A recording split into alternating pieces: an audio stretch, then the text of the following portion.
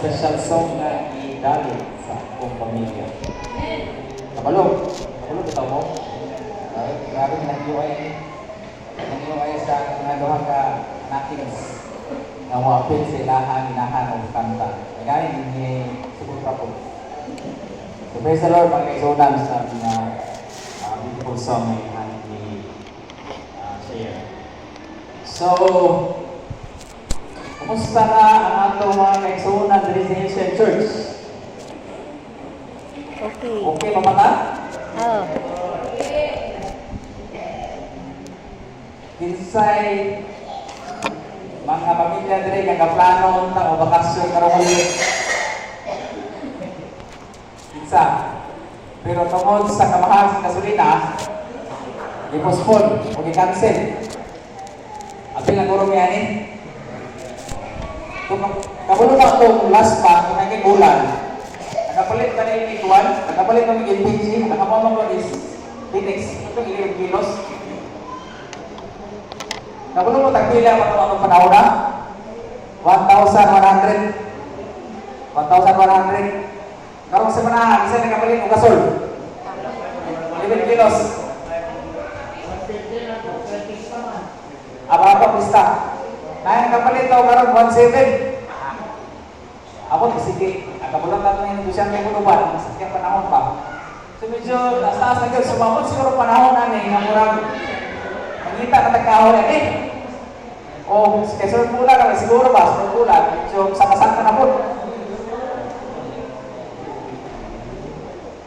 So anyway, pasalamat ko sa Ginoo no nga naka-maski unsa ka medyo na panahon pero again we were able to come to church and magkasimbag hamon ta sa ato ang Ginoo.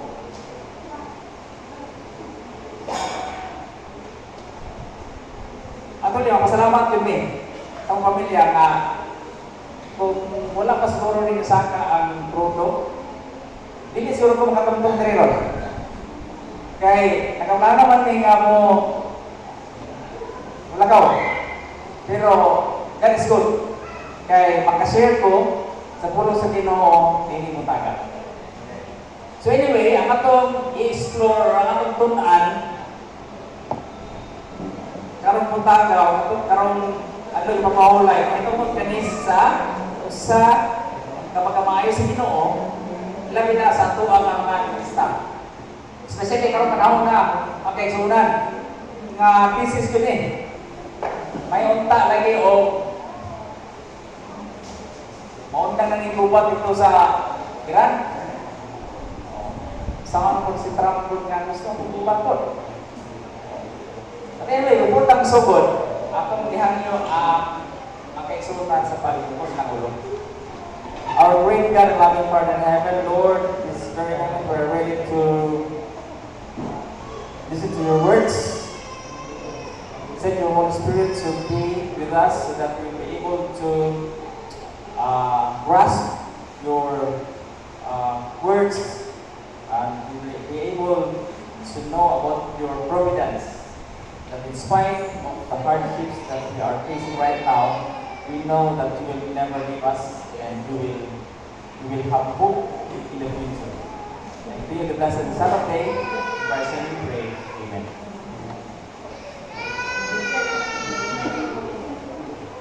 So, naito sa ito ang sutan karon, I think sakat kayo sa ito ang sitwasyon karon, which is the title of our message this morning is Providence in Times of Crisis.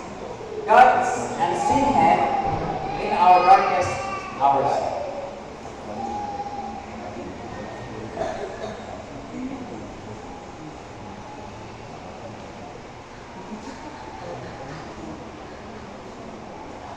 Mukha ninyo, what is divine providence? Saan yung divine providence? So, isa yan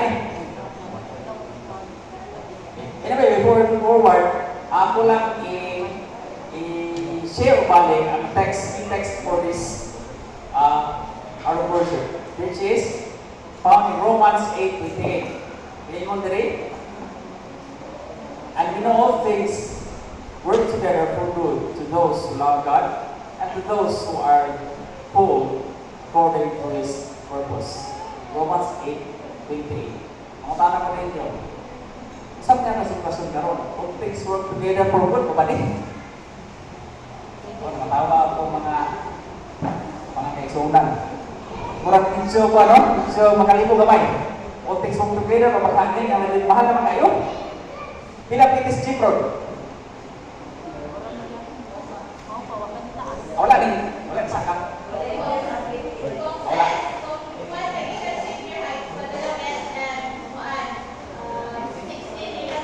16. 16.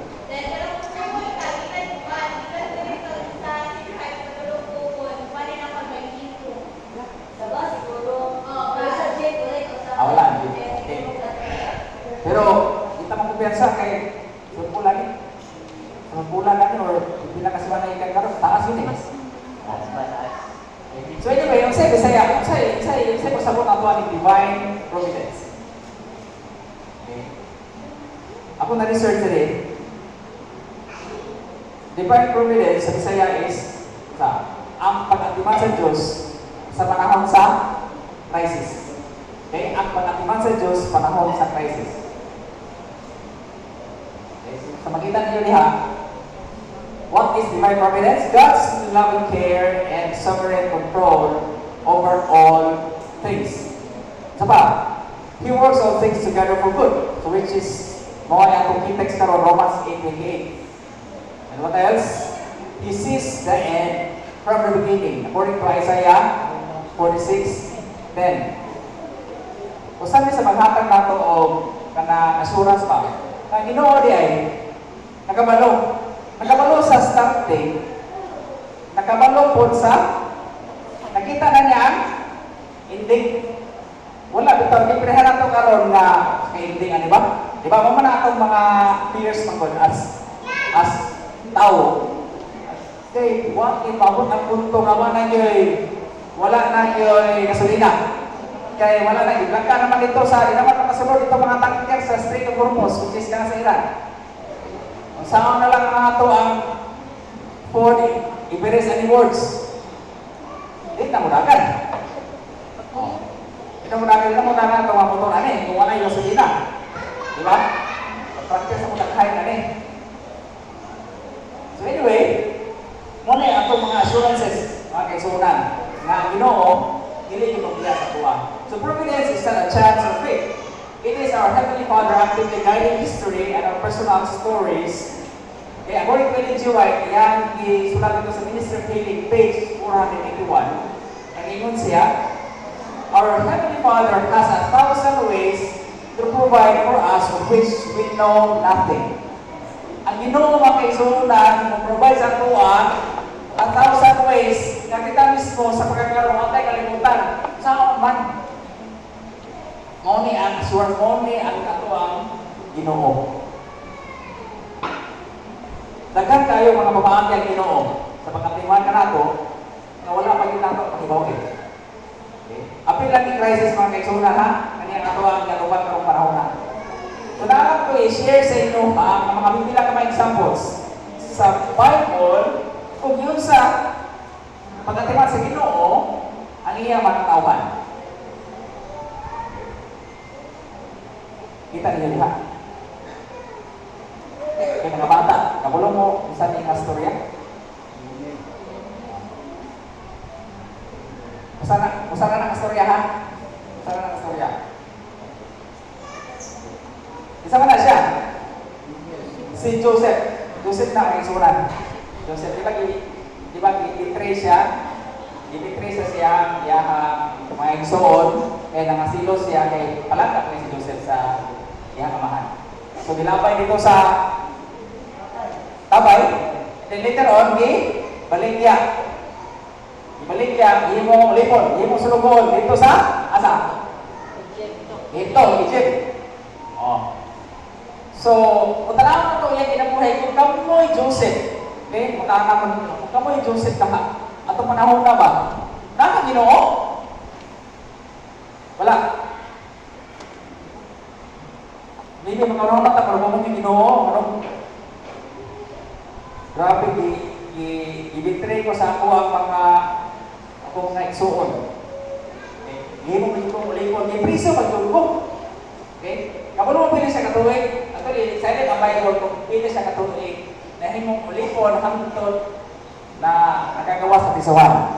So, more or less, according to Bible experts, mga 30 years.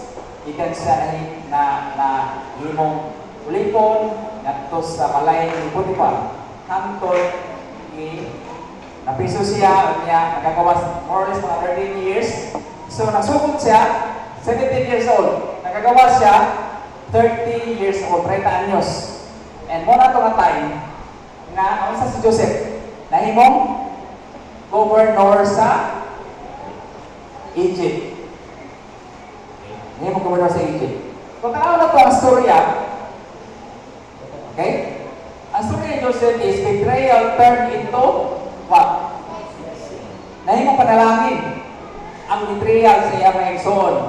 Ang tuyo sa mga igsoon ni Joseph, ibetray siya para mawala siya tungkol sa ilang kasuya sila. Kinalangka anak si Joseph. Dahil ang purpose, pero sa purpose sa Ginoo, mahimo siya panalangin ano ba? Sa history, sa nakita sa Bible, na-save ni Joseph ang iyahang pamilya tungkol sa dakong gutom. 7 years nga gutom nga nahitabo dito sa Middle East. Ang iyahang mga pamilya nasalbar o ang palibot. Ang palibot nga mga nasod, mga tao, millions nga mga tao na save, nasalbar tungod ni Joseph. So God never watches pain. Your crisis today may be preparing deliverance for others tomorrow. So muna ni siya ang kaisunan usa sa example sa providence. Divine providence. Nagtuotang nga why Ginoo. And yet, in the end, naadi ay makita na nato ang Ginoo dito sa unahan. Okay? Tanawan ni ka text. Okay? Genesis 50:20. Only ang tubag ni Joseph kay remember ang iyang reason nakahatlok ato. Discuss sa yutaan ni. Kay ang ato reason buhay kay ay ini mo gobyerno, impas yung matanan. Hatlok sila pero only ang tubag ni Joseph. You intended to harm me, but God intended it for good. Dahil inyong plano, dautan inyong plano, ano yan ang plano sa Ginoo, maayo.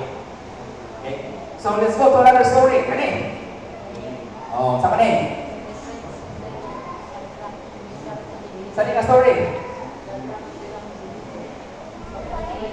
The fiery furnace and shaking faith. Oh, nagulo naman ta sa story, di ba? Si Shadrach, Meshach, and Abednego. Di ba?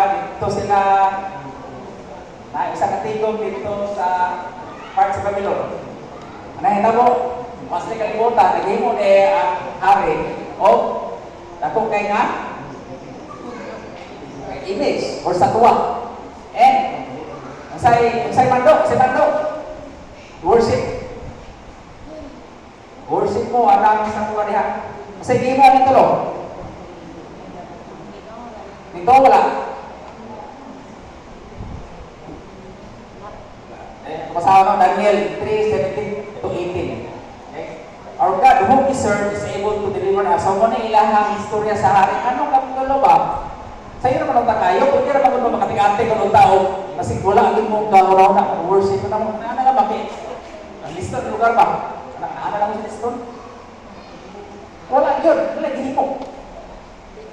Okay? Ingon sa tulog ka mga amigo, maski pa, okay, ang among Ginoo tabangan ni nga dili ni mamatay. Pero kung di magani yung tabangan sa Ginoo, dili mo worship o yugbo sa imahe na imuhang ibutang diha. Okay? Grabe ang faith mga kaigsunan. Grabe ang faith. Okay.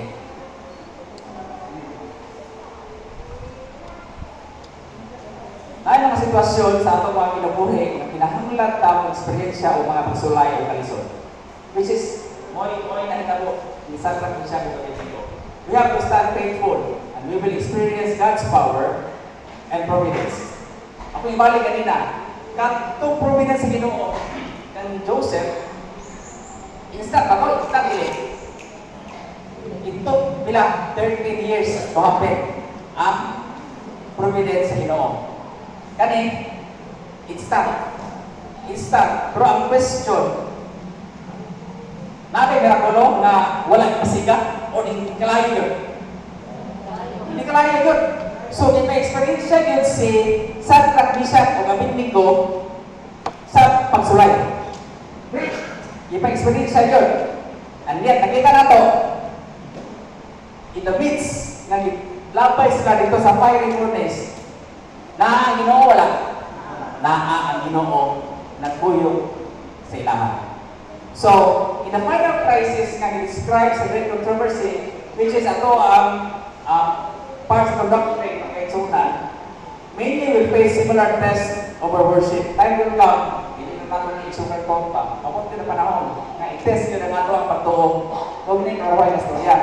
Tino, dili. Test yun ang faith. Ang question karon is, kung meron pa lang, medyo lihado mata, nawang patag persecute, eh inon lang ta na ay nasa dito kuan, sir, simbang kaya natin trabaho ron.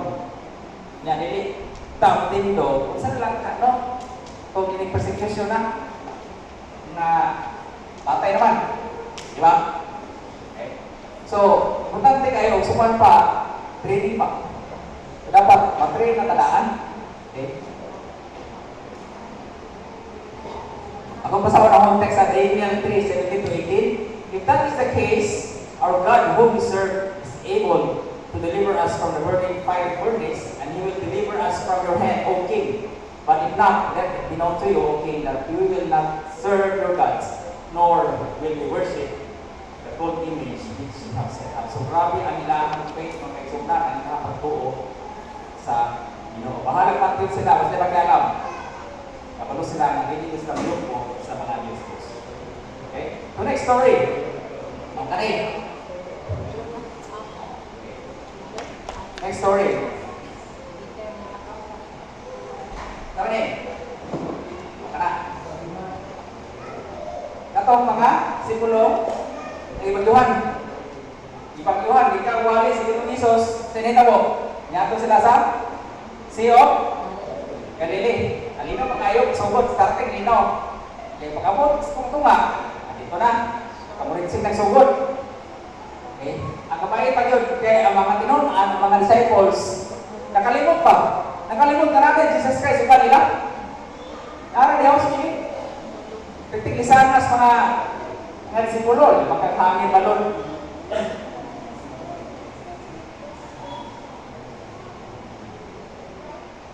Ang utana ko ninyo, nakabalo ba ang Ginoo na naibagyo, mabot? Kabalo no?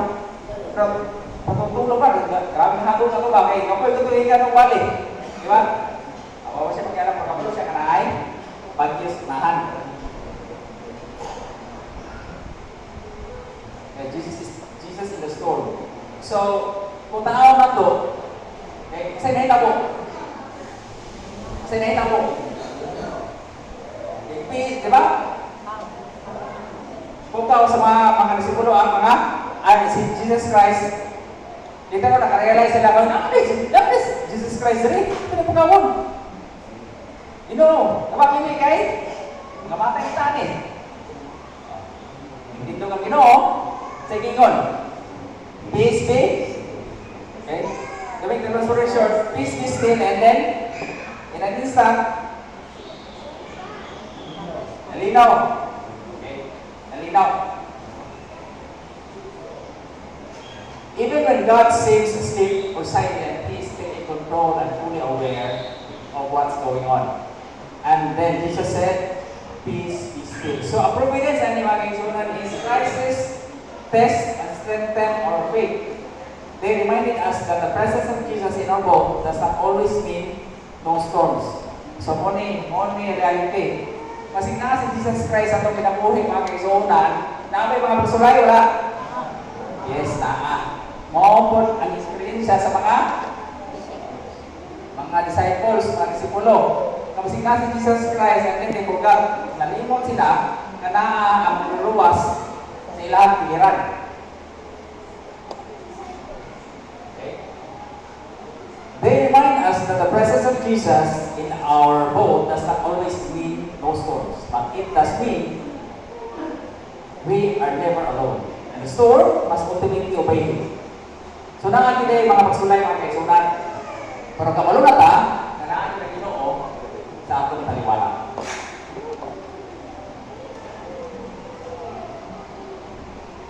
Kaya na ta sa atong i-apply sa atong mga kawalimot. Personal crisis. Masama yung personal crisis na ato ang agian o ato ang currently experience ng panahon na. Saman? Okay, example lang na ha. Sa ating job loss, wala kang trabaho, nagsakit sa pamilya, sama. Okay? Problema sa pamilya. Injustice. And fear of the end times. Kani nga ito kani oil crisis nga ron. Ano man fear din. Ano yung mga fear of the end. Especially kita mga Adventista nga study sa Bible. Mga sumers mo, ano man siguro ni part naman ni sa end of the world. Sa upan, end of the world na. Okay. Anyway, na ko i-share sa inyo personal experience naman sa akong asawa. Kaya mo akong asawa sa una, hindi, bago lang may nagbalhin dito sa SWPUC, kita man na scoop pa. Balhin na siya. Before na, labi na kayo sa 24 years ako po ay kung asawa nag-work as accountant dira sa CMC, nas punto pa. Okay? In MC sa una, ganyan yung CMC. 15 years. 24 years. So, part sa trabaho kayo sa open place na kuwatay. Okay? Nahay mga times na nahay mga benefits pa. Na mga benefits tayo, nalili, walang ihatag. Walang ihatag siya boss. Of course, normal man yun as a worker na mo claim or gusto niya, mangyo, okay? Kapila na nasin istorya dito sa iyang boss.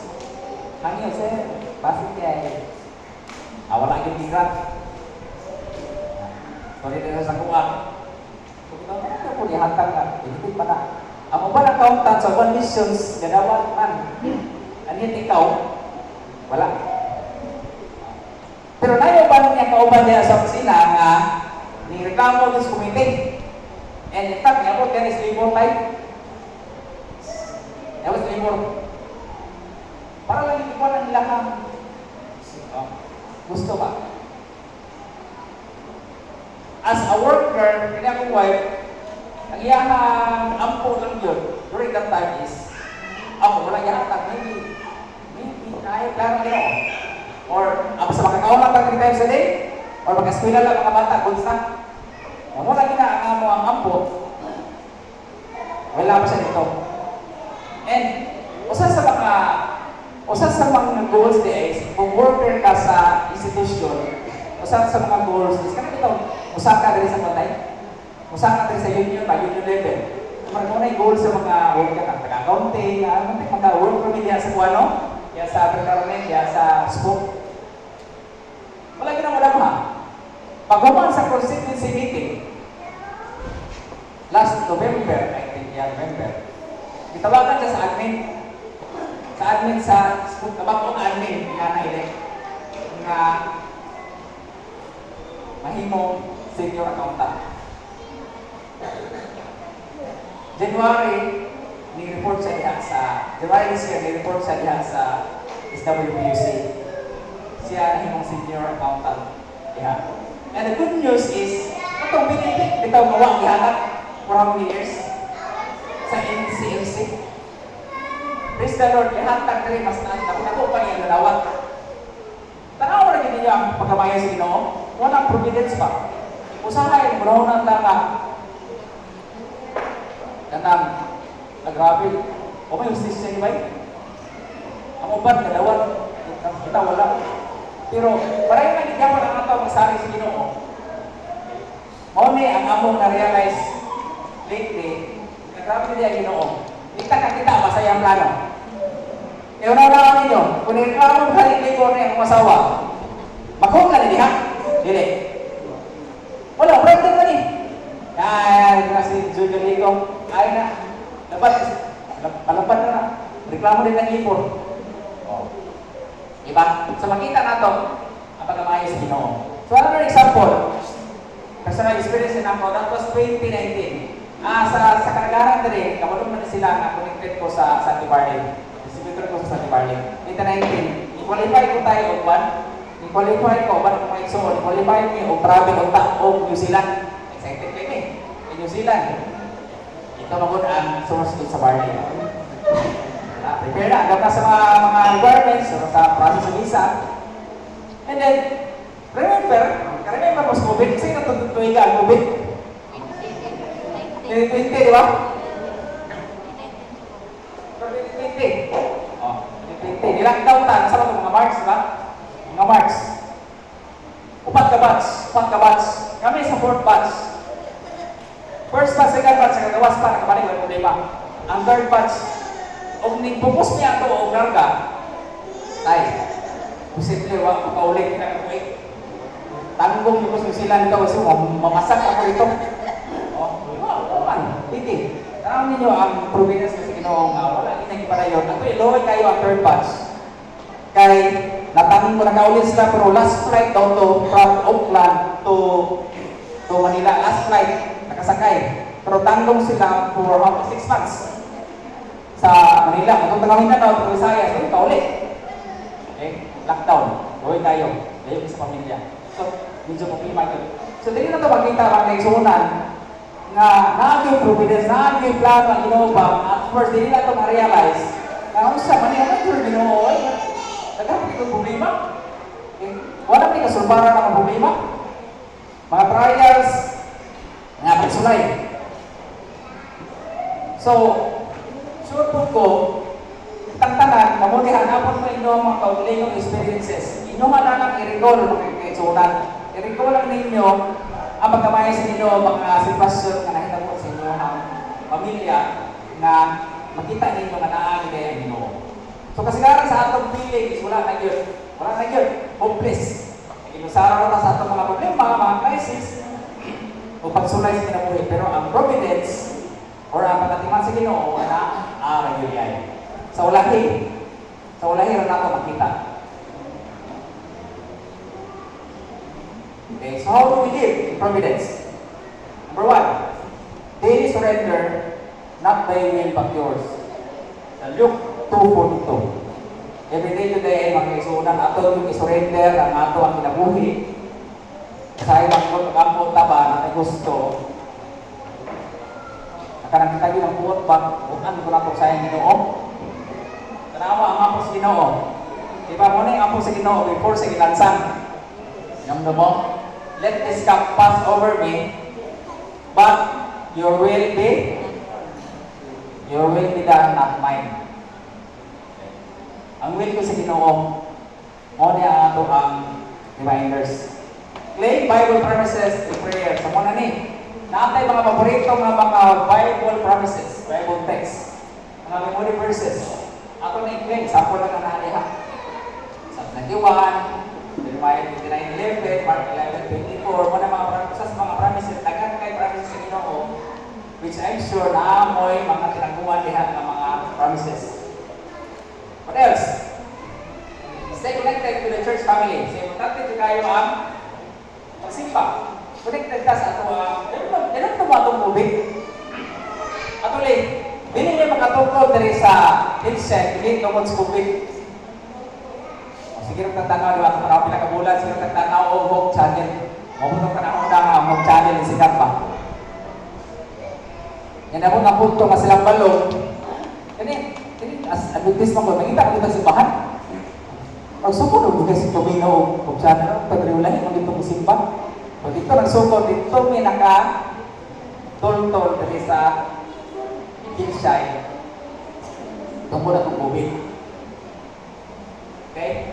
So another, obey even when costly, like Daniel's friends. Grabe niya ang ilang magsulay. Ito basta-basta. Life and death niya ito.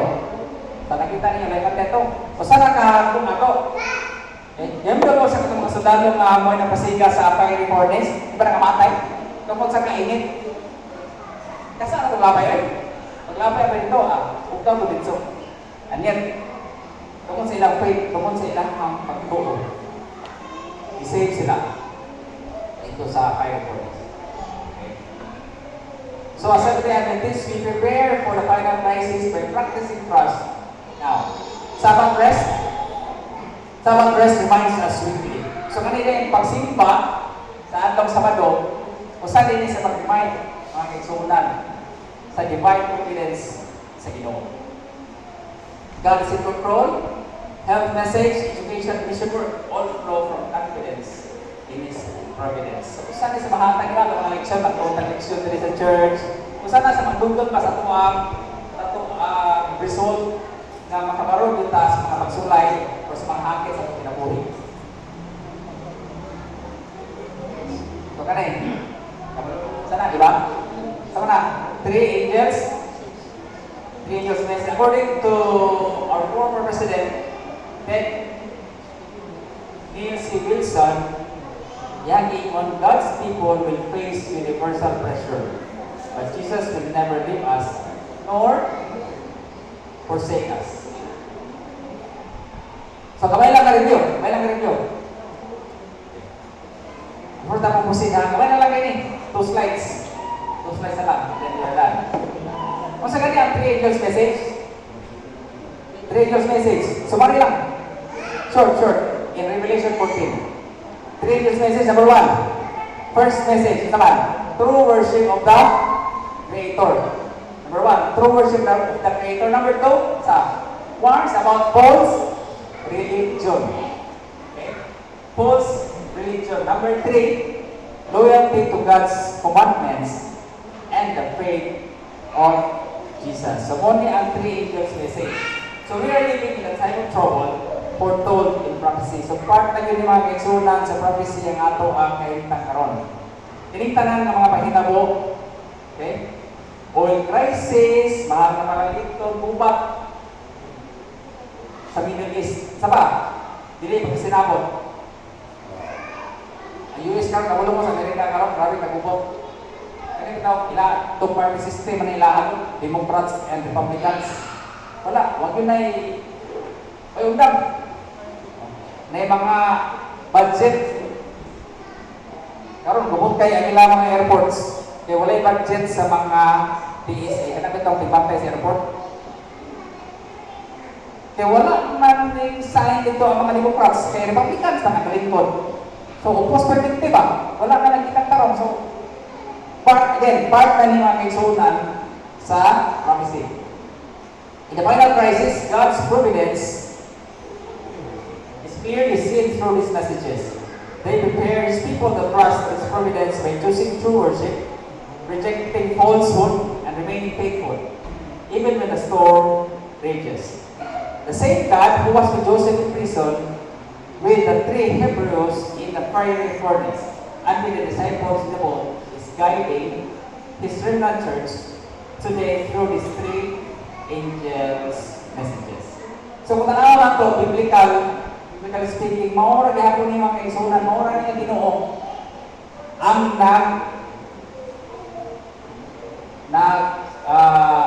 naghimong providence sa mga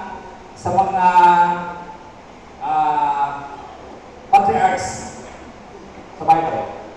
Same rin yung Ginoo nga ito ang isimba karong panahon na. So same providence, different scenario. So ibalik na ko ha, ito kan Joseph sa lakaw. It took more or less mga 13 years para ma-realize niya nga ang Ginoo ay naguban sa iyaha. Katong Daniel's friend, katong mga president sa Abraham, Meshach, and Abednego, sa ito?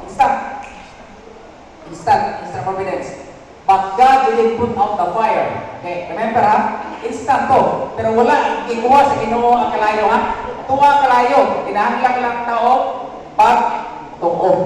Dahil kalayo ay, tampok mo diyan, hindi mo worship ako, hindi mo apo sa business. He went with them in the fiery furnace, And lastly, katong last, sa to, katong mga disciples who was with Jesus in the same Galilee. Jesus was with them, but they lacked what? Faith. Wala sila ipagtuon. Naagin ang presensya mismo dito. Naagin si Ginoong Jesus. And yet, nalimot sila, nangalisan sila. Jesus Christ, rin. Mata. So, after ato, kalma na ang dagat sa Ginoo. Kamo, mga pagtuo ba? Pero part gihapon to sa ilahang training. Ano man? Ang mga disciples later on, saman, pag wala na si Jesus Christ, grabe ang mga pagsulay, paglansan, pamatay, ito. Pero kabalo sila, naa Christ. Okay? So here, last slide. Call to action today.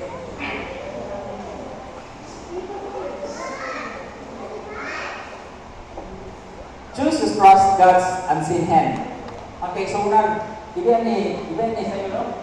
Naman tayo makita ba, pero again, i-trust God.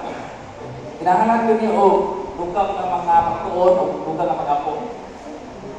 Kedua, share your story of providence. Usanin sa mga paligo na to, we have to remind ourselves na for the past how many years, nandun providence sa Ginoo sa tuwa. So, ato lang ito hinunduman. Ito hinunduman kung sa pagkamayo sa Ginoo. And we will be assured na naging na Ginoo. What else? Commit for daily prayer and Bible study. So, importante kayo ang daily worship.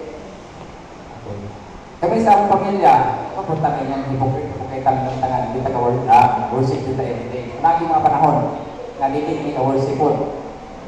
Pero, may panikamutan, asa na, manikamot dito, na maka-worship dito morning and evening. And Bible study, of course.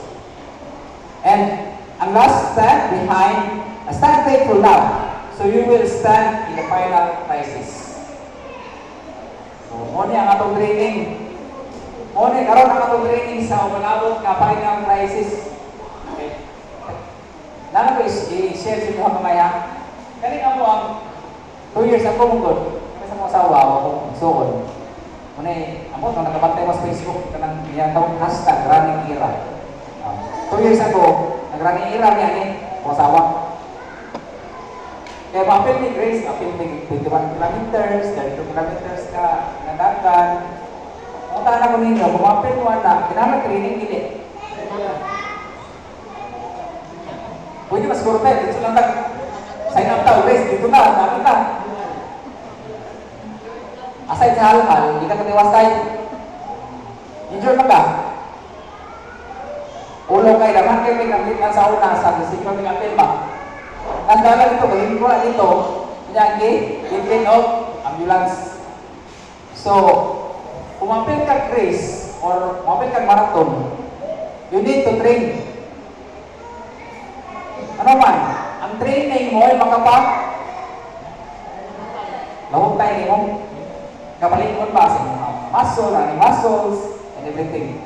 So, madinit yun ta. So, madinit, di lang finish, ulo kayo, di lang finish. Apil ka mo, Grace, dinit pang mo, di lang finish.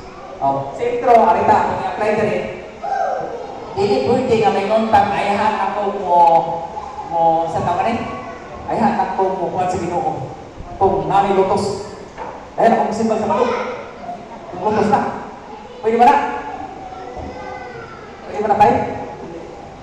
So, kailangan na training ba? Part hapon, hindi siya ma-apply, hindi kaya na training. Kasi okay loto, simpa na ka. Okay? So, ano atong basahan ang Jeremiah 29:11. Okay? To close, apit naman, naisunan, few seconds more. To close, listen to this beautiful promise from Jeremiah 29:11. For I know the thoughts that I think toward you, says the Lord, thoughts of peace and not of evil, to give you a future and a hope. So, karang nagkita si Ginoo sa tuwa, iniintan niya gusto nga na ay kautan niya sa tuwa. So, this is God's personal message to every one of us in every crisis. Ang pagkatiwan sa Diyos guarantees us a future and a hope, not harm. So, karong lawa at pilion ang pagsalig na kita pagkatimanon sa Diyos bisan pa sa mga crisis. Siya nakatiman ka nato o iyang ibuhang tanan alang sa ato ang kayuhan. Okay? Mao kini ako buhay pag-ampo ning aton papahulay. Ang sabat na duwa.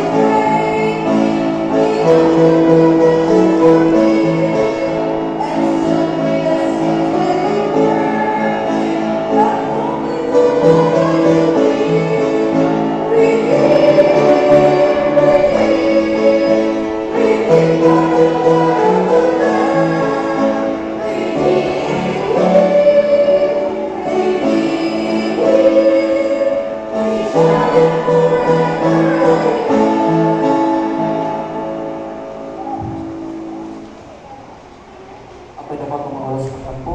Langit mo, kung may mayaw na Diyos, mahal na mo ka na sa langit ng Diyos, salamat ng Ginoo sa mga mensahe, Ginoo, ang mga bating ni kautuhon, ang Ginoo ang mga mensahe, magadugang sa pagtuhon, pangalagan, Ginoo, na magbanasiko ng patagos sa kanamo, na Ginoo na ikaw hapit hindi upan.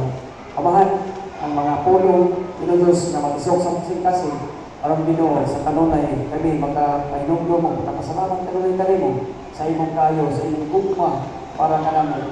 Kung salamat sa imong bugtong anak, na imong ipadala ng kalibutan na Ginoo, na maagpon kami ng kaluwasan, na imong itagana sa matagusan. Salamat sa imong kayo, salamat sa pagtubag sa imong pag-ampon, among ipangayon sa ngalan ni Kristo, among bugtong, Kristo na Amen.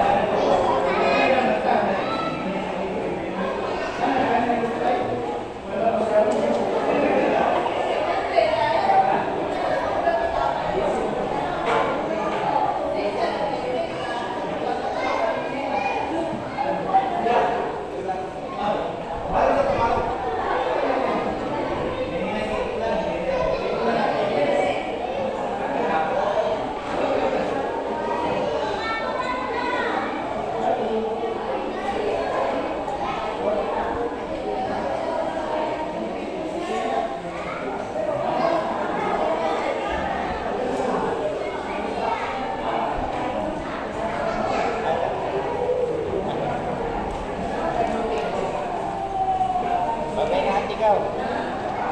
Ati. Bagay ati. Ati bagay.